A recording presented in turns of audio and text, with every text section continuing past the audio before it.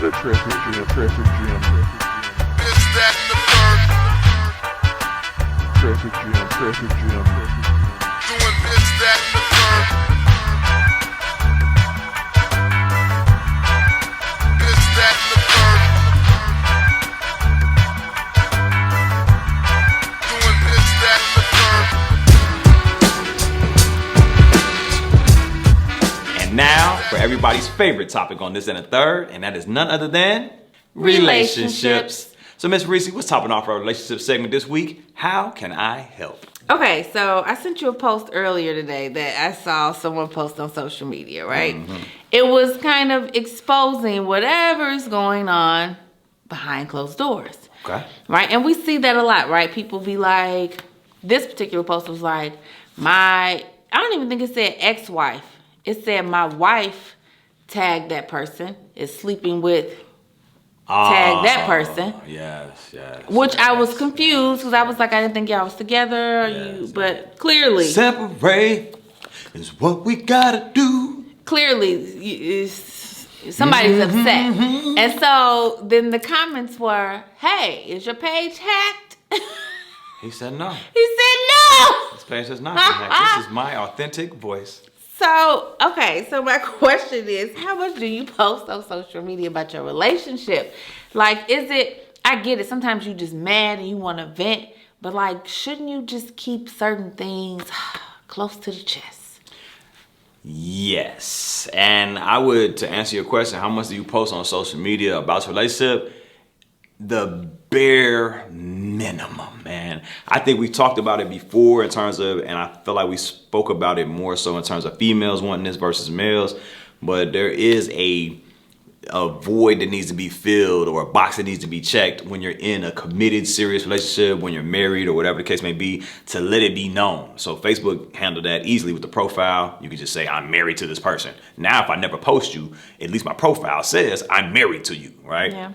There's another They one. also say it's complicated. Yeah, so you got options on Facebook. With Instagram, people care less about that, so Yeah. it's more the picture is going to be worth the story. What is your life like? Is Instagram. And I think that because Instagram and social media in general are more so for highlights as opposed to behind the scenes, and there's so much that goes into relationships that are behind the scenes in nature and they lead to highlights, you're not going to post a lot, if anything, about your relationship because 80% of that stuff is below sea level. You're going to see maybe that 10 to 20% that's good and, oh, anniversary, oh, blah, blah, blah. But I don't think that people need to overindulge in sharing in their sharing in the content of their relationship just because, one, nobody cares as much as you do about your significant other, about the pain that you're experiencing, about the joy that you're currently involved in with that situation. Nobody gives a fuck. Nobody gives a fuck.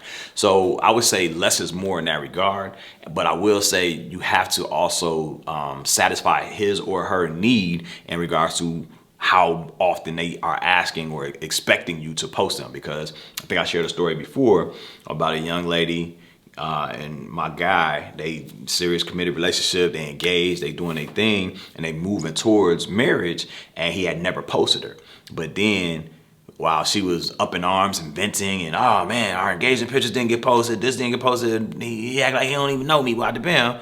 I was like, well, what if he wants his first post of you all on his page to be y'all wedding pictures?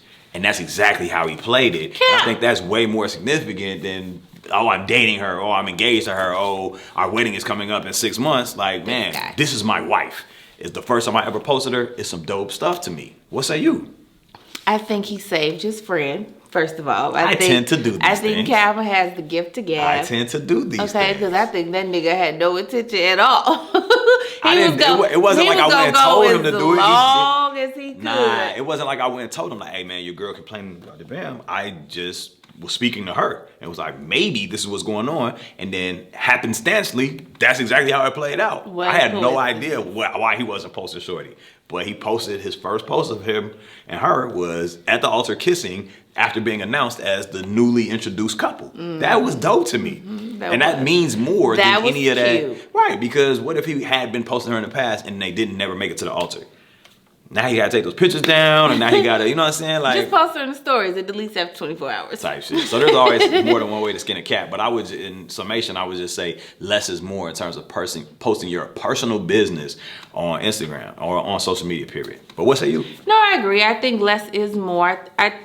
So I used to be mad and be posting subliminal shit on Facebook. Really? I can't see that. This is when it first came out, when Facebook first came out. So I was like in my early 20s. Oh, two. Right? And that's a long time ago, lifetime ago. Yeah, I used to be mad. Right. And I saw what you posted. Well, I'm glad you did. It was for your ass. Right. You know, but after you experience that and go through all that stuff, you really don't want nobody in your business. Yeah. Right? It's better for people to be guessing. Yeah. To wonder. But I do agree that people post highlights. I do like couples who like do fun shit together and post it and just kind of want you to experience a little bit of their world through their posts. You know, like the Butters. Okay. Hey, Butters. We adore it, you all. Hey, Butters. You're cute. Beige love. Yeah, right? Right. So it is cute, but there is a limit. I think when you posting your dirty laundry, while I'm entertained, I don't necessarily think you need to. But it's to your point earlier, right? So we see the post and it comes across our timeline and we share it and we discuss it and we maybe get a chuckle out of it and then we go back to doing what we were doing. Yeah. So it's like we don't care. Yeah. We don't care, but you've got this lick in on whomever you was trying to hurt, but it only ends up hurting you, man, because if you go low when they go higher or they're not going at all, you look stupid. You know what I'm saying? You look Katie Couric-ish. And with this particular post, I don't know if I told you, but remember I took that, I was going to Texas for the wedding, and I took the day trip to Florida. We were all on the same flight. Yeah, yeah. He had another woman with him. Right, so it's like so you when doing he your said thing. my wife, I said, well, that wasn't her on the flight. Nah, and that's the thing. But I'm gonna mind my but we not business. posting that. You know what I'm saying? So it's kind of like, man, at the end of the day, just live life, laugh and learn, and let others be them, dog. Like you posting this is not gonna change shorty behavior, or she posting this is not gonna change your behavior. So I would just say less is more, if any. If you have the necessity in your relationship that you have to post something, post as minimal as possible and post the highlights, because that's all we really want to see anyway, and that's all we should be privy to in the first place. Okay, so you asked me this question. This is the last question, y'all. You asked me this question yesterday. So I want everybody on the live to answer, whoever's on there. You have to eliminate 2. I thought this was really interesting because we had dialogue about it, and we'll tell you our answers. You have to eliminate 2. Alcohol, food, money, sex, friends, music, or weed.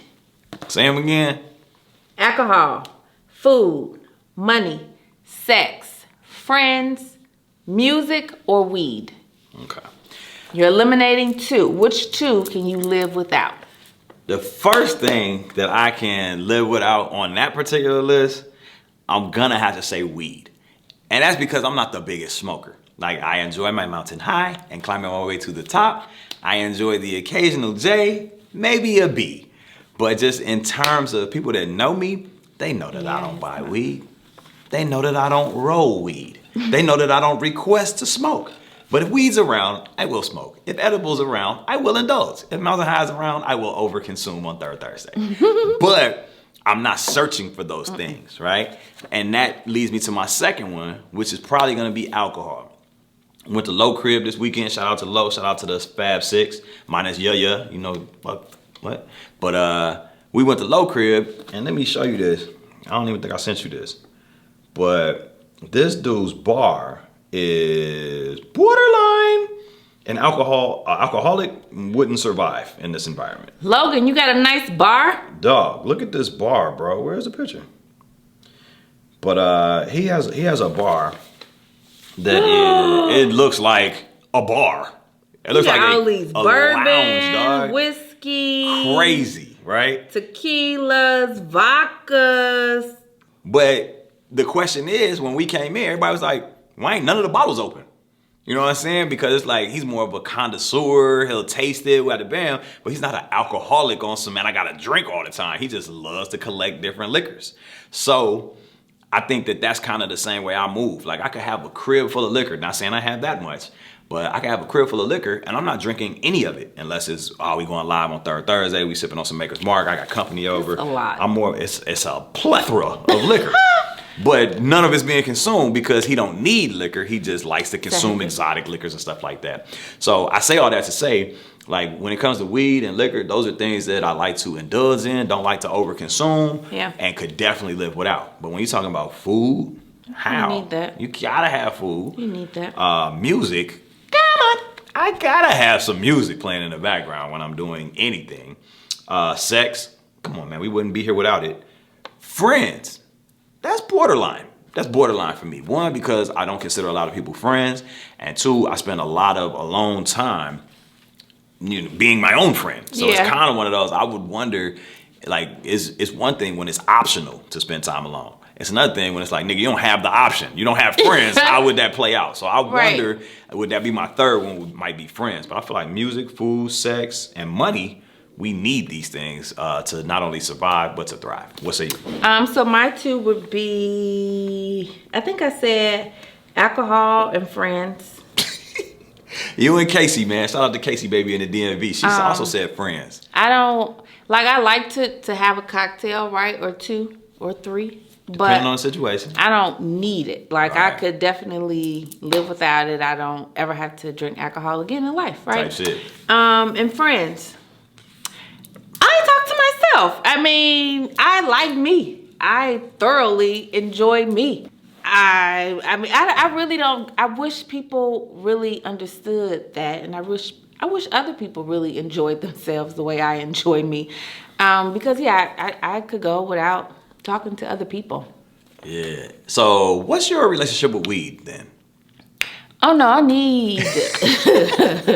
Okay, I smoke daily. Okay, it relaxes me, and it's probably why I don't need to be around nobody else, because I can have conversations with my damn self and figure out my own shit. Like literally, when I'm sitting back watching a show or a movie, I'm like, damn, what?